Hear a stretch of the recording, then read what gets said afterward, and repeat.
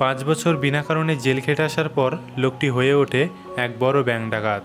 কথা বলছিলাম 2024 সালে মুক্তি পাওয়া ব্লকবাস্টার মুভি বহুরূপীর কথা। এই মুভিটি সত্য ঘটনা অবলম্বনে নির্মিত। হ্যালো বন্ধুরা, আমি সন্দীপ, আপনারা দেখছেন এসজি এক্সপ্লেন।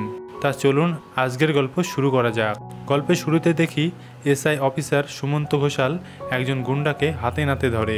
তার কাছ থেকে লুটের গয়না আর টাকা পাওয়া যায়। সুমন্ত সেখানে সিগন্যাল পায় না। সুমন্ত তার সাথে থাকা সহকর্মী পুলিশটিকে বলে, তুমি ফোর্স নিয়ে এসো, আমি এখানে আছি। সহকর্মী পুলিশটি বলে, সব টাকা একাই খাবেন স্যার, আমাকে কিছু ভাগ দিন, আমি কাউকে কিছু জানাবো না। সুমন্ত তখন রেগে গিয়ে তার কলার চিপে ধরে। এখানে আমরা বুঝতে পারি সুমন্ত ঘোষাল খুবই সৎ একজন পুলিশ অফিসার। তারপর সিন চলে যায় 25 বছর পরে। সুমন্তর প্রথম লেখা বই পাবলিশ হয়। বইটির নাম বহুরূপী। এখন আর সুমন্ত চাকরিজীবী নেই। দীর্ঘ 25 বছরে সুমন্ত অনেক কেস সলভ করেছে। সুমন্ত তখন সকলের সামনে বলে, বহুরূপী আমার কীর্তির কথা নয়, বরং বহুরূপী আমার ব্যর্থতার গল্প, আমার রাগ, আমার যন্ত্রণা, আমার না পারার কথা। তারপর মুভির আগের ঘটনা দেখানো হয়। বাংলায় তখন বামেদের আমল ছিল। তখন বেশিরভাগ জায়গায় জুট মিল ছিল। জুট মিলের ম্যানেজার পোস্টে কাজ করত আমাদের গল্পের নায়ক বিক্রম প্রামাণিক। বিক্রম খুব সরল ছিল। তারপর জুট মিলের বেতন বাড়ানোর জন্য কর্মীরা আন্দোলন করছিল। তখন জুট মিলের ম্যানেজার মানে বিক্রম প্রামাণিককে শ্রমিকের ইউনিয়ন লিডার জুতোর মালা পরিয়ে দেয়। ইউনিয়ন লিডারের নাম ছিল বলাই, আর মালিকের রাগটা ম্যানেজারের উপরে মিটাই। তারপর বিক্রম একদিন বাড়ি ফেরার পথে বিক্রম দেখে কারা যেন বলাইকে খুন করে চলে যাচ্ছে। বিক্রম কাছে গিয়ে দেখে বলাই মারা গেছে। তারপর সমস্ত দোষ বিক্রমের ঘাড়ে চাপে, আর পুলিশ তখন বিক্রমকে অ্যারেস্ট করে আর থানায় নিয়ে যায়। আর তখন সুমন্ত ঘোষাল এসে গুন্ডাদের লুটের মালগুলো গণেশ বলে একজনকে ওজন করতে বলে, কারণ গয়নাগুলো সরকারি কোষাগারে জমা হবে। তখনই সুমন্তর সহকর্মী পুলিশটি বলে, স্যার একবার ভেবে দেখুন, আমরা সবাই ভাগ করে নিতেই পারি, কেউ জানতে পারবে না। আসলে সুমন্ত ছাড়া থানায় সব পুলিশই ঘুষখোর ছিল। তারপর সুমন্ত কারো কথা শোনে না আর গয়নাগুলো ওজন করতে বলে। তখন আরেকটি পুলিশ বলে, স্যার এই লোকটি খুন করেছে, আর ও বলছে আমি খুন করিনি, একদম মিথ্যে কথা বলছে স্যার। সুমন্ত তখন বিক্রমের কাছে গিয়ে বিক্রমকে অনেক মারধর করে, আর বিক্রম মার খেতে খেতে বলে, বিশ্বাস করুন স্যার, আমি খুন করিনি। কিন্তু সুমন্ত তার কোনো কথাই শোনে না, তাকে মারতে থাকে। তারপর বিক্রমকে কোর্টে তোলা হয়। বিক্রমের বাবা, দাদা, বৌদি জুট মিলের মালিকের কাছ থেকে টাকা খেয়ে বিক্রমের বিরুদ্ধে মিথ্যে সাক্ষী দেয়। কেবল একজন ছিল, বিক্রম তাকে খুড়ো বলে ডাকে। খুড়ো বলে, বিক্রম বলাইকে খুন করেনি, ওকে ফাঁসানো হয়েছে। কিন্তু তার কথা কোর্টে কেউ শোনে না। তারপর বিক্রমের 5 বছর জেল হয়ে যায়। তারপরে এদিকে সুমন্ত বিয়ের জন্য মেয়ে দেখতে আসে। মেয়েটির নাম পরি। তারপর দুজনে আলাদা করে কথা বলে, আর দুজনকেই অনেক পছন্দ হয়। তারপর তাদের বিয়ে হয়। আর এদিকে বিক্রম জেলে খাবার খাওয়ার সময় বিক্রমের খাবারে কেউ একজন এসে জল ঢেলে দেয়। লোকটি হাসতে হাসতে বলে, জেলের ভাত খাওয়া কি অতই সোজা? আর বিক্রমকে খাবার টেবিল থেকে ফেলে দেয়। তখন সেখানে একজন এসে তাদেরকে খুব মারতে থাকে, আর বিক্রমকে সাহায্যের হাত বাড়িয়ে দেয়। লোকটির নাম সেলিম। জেলের সবাই তাকে সেলিম ভাই বলে ডাকে। সেলিম সবাইকে বলে, এর খাবারে কেউ হাত দিবি না। বিক্রমকে সেলিম বলে, ইউনিয়ন লিডারকে মারল মিল মালিক, আর কেস দিল তোর উপর। পুলিশ ঘুষ খেলো, ফাঁসলি তুই। তোর দাদা বৌদি মিথ্যে সাক্ষী দিল তোর বিরুদ্ধে, তোকে সম্পত্তি থেকে আউট করে দিল। বিক্রম বলে, তুমি কি করে জানলে এইসব? সেলিম বলে, আমি সেলিম খান, 15টি ব্যাংক ডাকাতির কেস আমার উপর, আমার কাছে সব খবর আছে। তারপর বিক্রম উস্তাদ সেলিম খানকে একদিন বলে, আমাকে ব্যাংক ডাকাতির ট্রেনিং দেবে? সেলিম তখন একটু অবাক হয়ে বিক্রমের দিকে তাকায়। তারপর এদিকে সুমন্ত সিনিয়র অফিসার সুমন্তকে বলে, তোমার প্রমোশন হয়েছে, তোমাকে চন্দনপুর থানায় পোস্টিং দেওয়া হলো। অফিসার বলে, ওখানে ডাকাতি, ছিনতাই, পকেটমার হতেই আছে, ওসি হিসেবে তোমার প্রথম কাজ। সুমন্ত বলে, আমি চেষ্টা করব সব দায়িত্ব পালন করার। সুমন্ত বাড়ি এসে পরীকে বলে, আমার প্রমোশন হয়েছে, আর পরি তখন অনেক খুশি হয়। তারপর উস্তাদ সেলিম খান বিক্রমকে ব্যাংক ডাকাতির ট্রেনিং দেয়, আর বিক্রম খুব ভালো করে শিখছিল। তারপর বিক্রম সেলিমকে বলে, দাদা আমার একটা উপকার করে দেবে? সেলিম জানায়, কি উপকার বল। বিক্রম বলে, ইন্সপেক্টর সুমন্ত ঘোষাল এখন কোন থানায় আছে? তারপর একদিন বিক্রমের বাবা বিক্রমের সাথে দেখা করতে আসে। বিক্রমের বাবা বলে, আমাকে ওরা বাধ্য করেছিল তোর বিরুদ্ধে মিথ্যে সাক্ষী দিতে, তোকে আমি কিছুই দিতে পারলাম না, পারলে আমাকে ক্ষমা করে দিস। তারপর বিক্রমের জেলের মেয়াদ শেষ হয়ে যায়। বিক্রম জেল থেকে ছাড়া পেয়ে যায়। সেলিম বলে, তোকে আর বাড়ি যেতে হবে না, গেলে কষ্ট পাবি, তুই স্যাঁচড়াপুরে চলে যা, ওখানে আমার ছেলে আছে ভক্ত পান্ডা। আজ থেকে তোর নতুন জীবন, নতুন পরিচয়। চলে যাওয়ার সময় বিক্রমকে ডেকে সেলিম বলে সুমন্ত ঘোষাল এখন চন্দনপুর থানায় আছে। আর তখনই বিক্রমে সেই দিনের রাতের ঘটনা মনে পড়ে যায়। সুমন্ত সত্যিটা না জেনে বিক্রমকে অনেক মারধর করেছিল সেই দিন রাতে।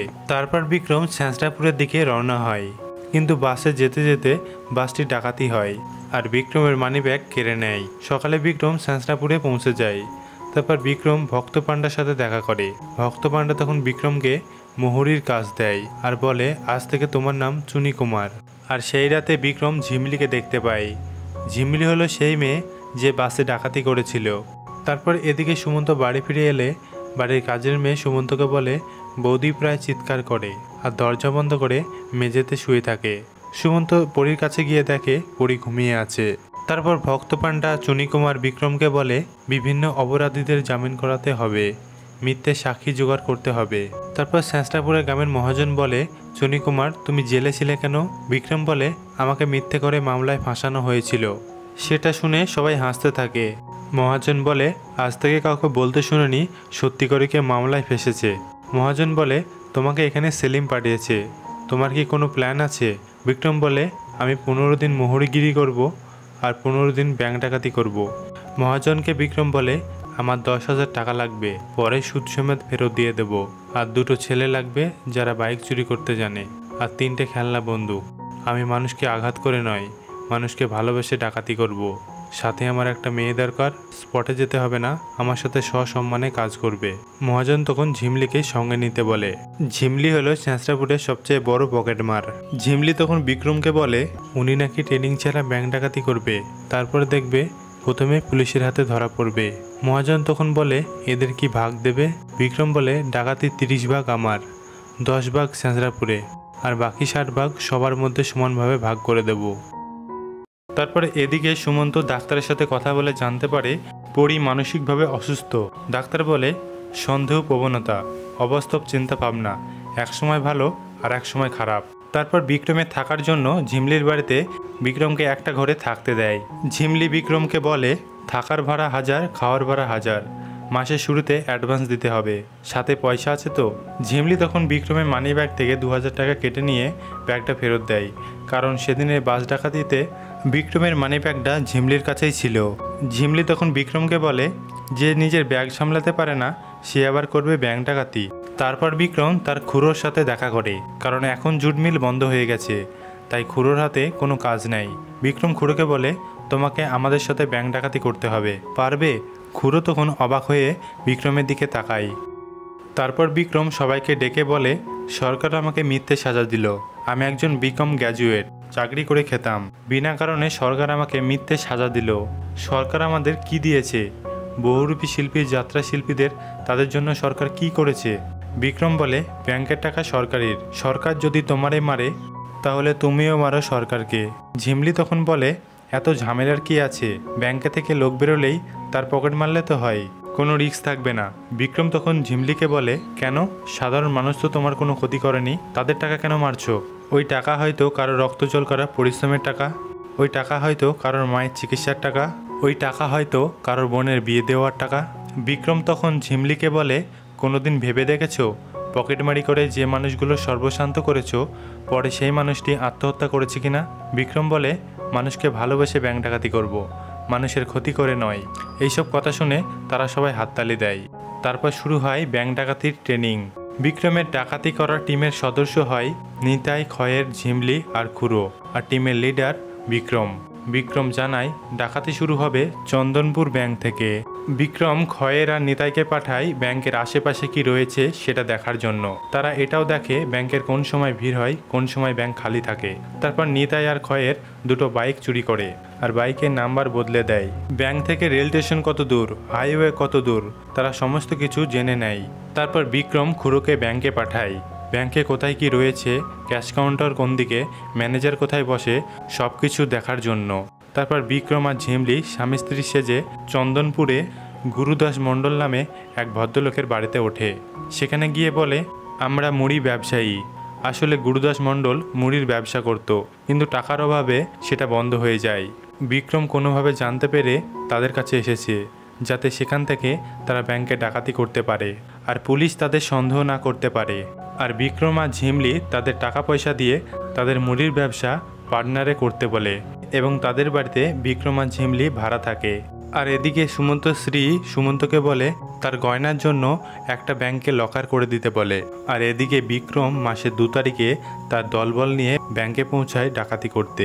আর এদিকে পুলিশ অফিসার সুমন্ত তার স্ত্রী পরীকে নিয়ে ব্যাংকের অ্যাকাউন্ট খুলে ফিরছিল, আর সেটা বিক্রম দেখতে পায়।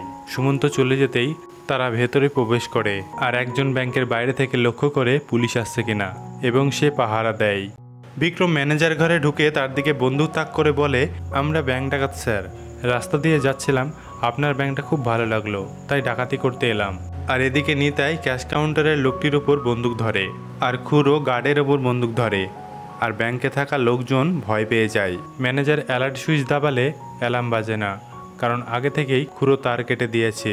তারপর বিক্রম ম্যানেজারের কাছ থেকে ক্যাশের চাবি নিয়ে নিতাইকে দেয়, কিন্তু ব্যাংকে এত টাকা ছিল তাদের ব্যাগ ভর্তি হয়ে যায়।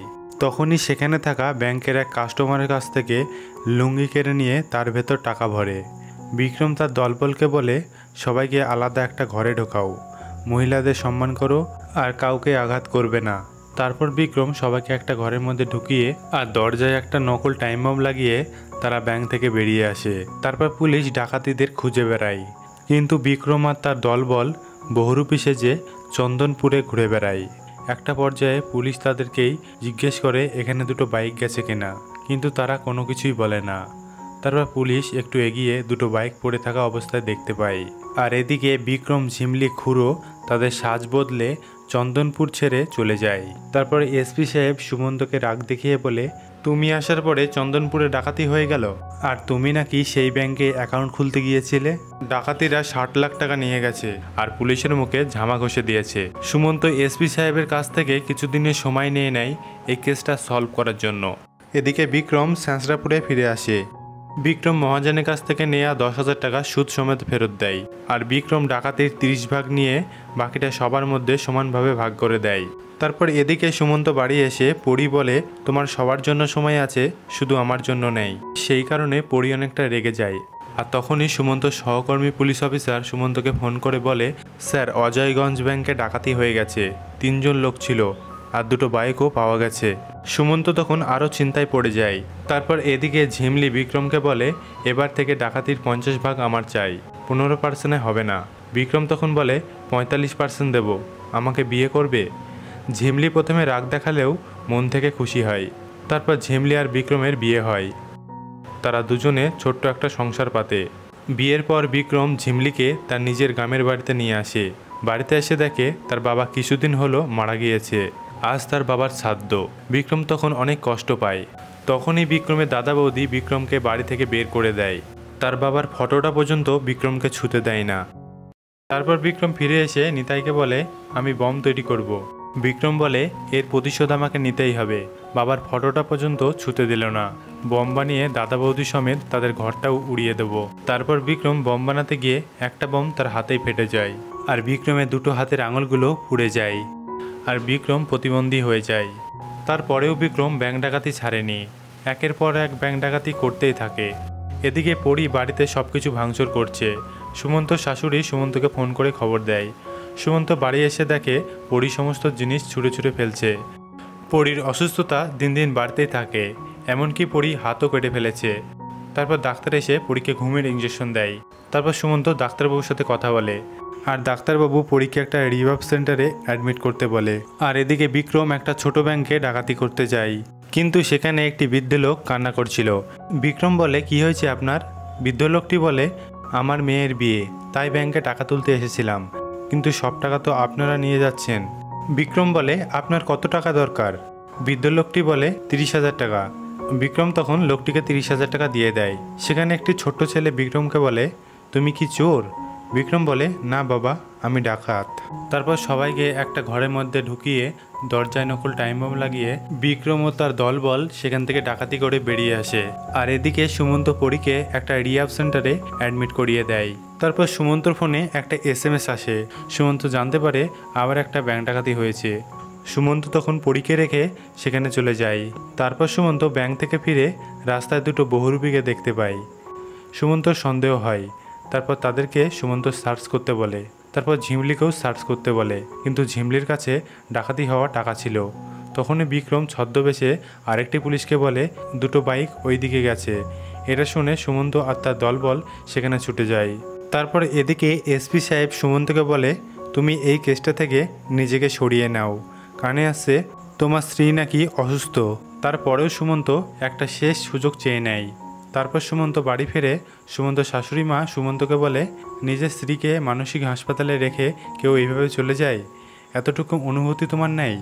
আর আমার মেয়েকে মানসিক রোগী বানিয়েছো শুধু তুমি। সুমন্ত তখন তার শাশুড়ি মাকে বলে, আজ নিজের মেয়েকে মানসিক রোগী বলছেন, বিয়ের আগে কেন বলেননি? কি ভেবেছেন সব কিছু জানলে মেয়েকে বিয়ে করতে রাজি হব না? সুমন্ত বলে, আমি তো আপনাদের কাছে কোনো কিছু লুকোইনি। আমার কাজ, আমার ব্যস্ততা সব কিছুই তো আপনাদের কাছে পরিষ্কার। সুমন্ত শাশুড়ি তখন কোনো কিছুই বলে না, আর সুমন্ত সেখান থেকে চলে যায়।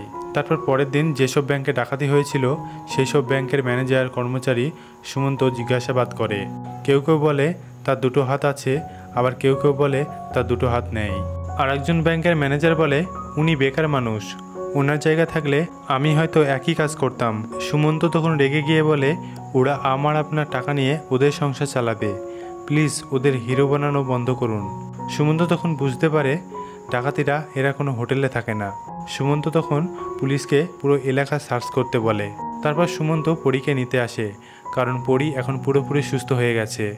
আর এদিকে ঝিমলির প্রেগনেন্সির কথা তার স্বামী বিক্রমকে জানায়, আর বিক্রম তখন খুব খুশি হয়। তারপরে একদিন বিক্রমের বৌদি বিক্রমের বাড়িতে আসে, কারণ বিক্রমের দাদা ক্যান্সারে মারা গিয়েছে। বিক্রমের বৌদি বলে, তোমার দাদার ক্যান্সার ধরা পড়েছিল, তার জন্য সমস্ত টাকা পয়সা এমনকি বাড়িটাও বন্দুক দিয়ে ফেলেছি। বিক্রম বলে, আমার বাড়ি আমার কাছে থাকছে। আসলে বিক্রমের বৌদি যার কাছে বাড়িটা বন্দুক দিয়েছিল সেটা আসলে বিক্রমের লোক খুড়ো। সেটা শুনে বিক্রমের বৌদি বলে, আমাদের একটু আশ্রয় দিও, তাড়িয়ে দিও না। বিক্রম বলে, আমি তোমাদের মতো ঘরের মানুষকে ঘর ছাড়া করি না। বিক্রম তখন খুড়োকে তার বৌদি ও তার দাদার ছেলেকে থাকার ব্যবস্থা করে দিতে বলে, আর মাসে 4,000 টাকা তুলে দিতে বলে। আর এদিকে সুমন্ত বুঝে যায় ব্যাংক ডাকাতিরা যেখানে ব্যাংক ডাকাতি করবে তার আশেপাশে কোনো বাড়িতে ব্যবসায়ী সেজে আশ্রয় নেবে, তাদের সঙ্গে ভালো ব্যবহার করবে, টাকা পয়সা দিয়ে মন ভুলিয়ে দেবে। এদিকে বিক্রম আর একটি ব্যাংক ডাকাতি করার জন্য ব্যাংকের আশেপাশে একটা বাড়িতে ব্যবসায়ী সেজে ওঠে, আর তাদের টাকা পয়সা দিয়ে সাহায্য করে। এদিকে সুমন্ত জানতে পেরে যায় ডাকাতিরা বহরমপুরে ব্যাংক ডাকাতি করবে, আর তখনই সুমন্ত ও বাকি পুলিশগুলো ছদ্মবেশে ব্যাংকের আশেপাশে থাকে। আর বিক্রম তখন চেহারা বদলে ডাকাতি করতে আসে, কিন্তু বিক্রম পুলিশগুলোকে চিনে ফেলে আর সেখান থেকে পালাতে শুরু করে। আর সুমন্ত তখন তাদেরকে ফলো করে।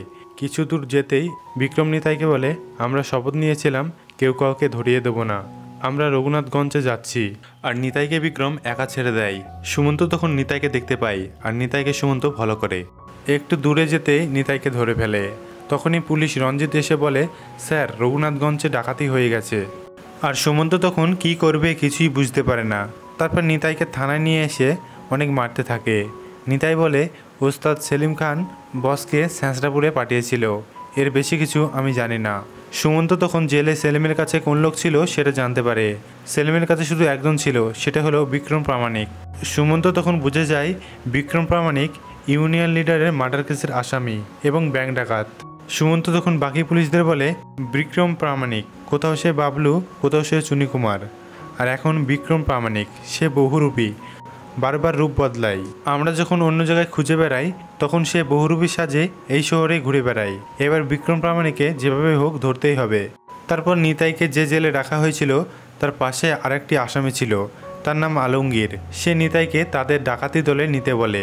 তারপর বাকি পুলিশগুলো ক্রিকেট ম্যাচ দেখছিল। ঠিক সেই সময়ে আলমগীর একটি মুখ থেকে পিন বের করে তালা খুলে আলমগীর আর নিতাই জেল থেকে পালিয়ে যায়। তারপর যেতে যেতে আলমগীর নিতাইকে বলে, অন্নপূর্ণা মন্দিরে 50 লাখ টাকার গয়না দিয়ে ঠাকুরকে সাজানো হবে, তোমার উস্তাদকে বলো এই দানটা মারতে পারলে তাহলে আর ডাকাতি করতে হবে না। নিতাই ফিরে এসে আলমগীরের কথা বিক্রমকে খুলে বলে। বিক্রম বলে, আমরা ডাকাতি করি, এটা আমাদের পেশা, এটা কোনো নেশা নয়। বিক্রম বলে, আলমগীরকে বলবি অন্নপূর্ণা মন্দিরে থাকতে। আর নিতাই তখন সেখান থেকে চলে যায়। বিক্রম বলে, সুমন্ত ঘোষাল অন্নপূর্ণা মন্দিরে থাকবে, আমাকে ধরার ফাঁদ পেতেছে, আর আমি জেনে শুনে সেই ফাঁদে পা দিচ্ছি। খুড়ো বিক্রমকে যেতে মানা করে। বিক্রম খুড়োকে বলে, এটা আমার আর সুমন্তর খেলা, ডাকাত আর পুলিশের খেলা। বিক্রম খুড়োকে বলে, আমি যদি ফিরে না আসি তাহলে ঝিমলির দায়িত্ব তুমি নিও। তারপর সুমন্ত এদিকে ফোন করে সমস্ত পুলিশ ফোর্সকে বলে কাল সকালে অন্নপূর্ণা মন্দিরে ছদ্মবেশে তৈরি থাকতে। আসলে এই প্ল্যানটা সুমন্তর ছিল। তার পরের দিন অন্নপূর্ণা মন্দিরে বিক্রম ছদ্মবেশে পৌঁছে যায়, সঙ্গে ঝিমলিও ছিল। তারপর আলমগীর পুলিশকে ফোন করে বলে, এখানে সবাই রেডি আছে স্যার, বহুরূপী আজ ধরা পড়বেই। আসলে এই আলমগীর পুলিশের লোক ছিল। আর সেই কথাটা নিতাই শুনে ফেলে, আর তখনই নিতাইকে পুলিশ চারিদিক ঘিরে ফেলে। আর এদিকে বিক্রম দেবীর কাছে গেলে দেখে পুরোহিতের ছদ্মবেশে দাঁড়িয়ে আছে সুমন্ত। আর তখনই বিক্রমকে চিনে ফেলে। বিক্রম পালানোর চেষ্টা করে, সুমন্ত তার পিছু নেয়। একটা পর্যায়ে বিক্রম আর সুমন্ত মুখোমুখি দাঁড়ায়। ঠিক সেই সময়ে তাদের সামনে পরী চলে আসে। বিক্রম তখন সুযোগ বুঝে পরীর গলায় ছুরি ধরে। তখন সিঁড়ি দিয়ে নামতে গিয়ে বিক্রম পা পিছলে পড়ে যায়। সুমন্ত তখন বিক্রমকে ধরে ফেলে। বিক্রম তখন বলে, আপনি জিতে গেলেন বড়বাবু। সুমন্ত বলে, তোমার সব কিছুই তো নকল, একটা নকল প্রতিবন্ধী কার্ড দেখিয়ে দিনের পর দিন মানুষকে বোকা বানাচ্ছ। সুমন্ত তখন কার্ডটা পুড়িয়ে ফেলে আর বলে, এই কেসে তুমি কোনোদিন ক্ষমা পাবে না। বিক্রম বলে, কার্ডটা পুড়িয়ে ভালো করলেন না স্যার, আমি কিন্তু সত্যিই প্রতিবন্ধী, আমাদের আবার দেখা হবে। সুমন্ত তখন বিক্রমকে থানায় নিয়ে যেতে বলে আর বিক্রমের বাড়িটা ভালো করে সার্চ করতে বলে। বিক্রম বলে, আমি ম্যাডামকে নিয়ে পুজো দিয়ে বাড়ি ছেড়ে আসছি। তারপর বিক্রমকে কোর্টে তোলা হয়। কোর্টের উকিল বলে, বিক্রমের কাছ থেকে 2 লক্ষ টাকা আর 10 ভরি সোনা পাওয়া গেছে। জজ সাহেব বিক্রমকে কিছু বলার অধিকার দেয়। আর এখানে আসে মুভির টুইস্ট। বিক্রম বলে, আমি প্রতিবন্ধী, আমাকে ফাঁসানো হয়েছে।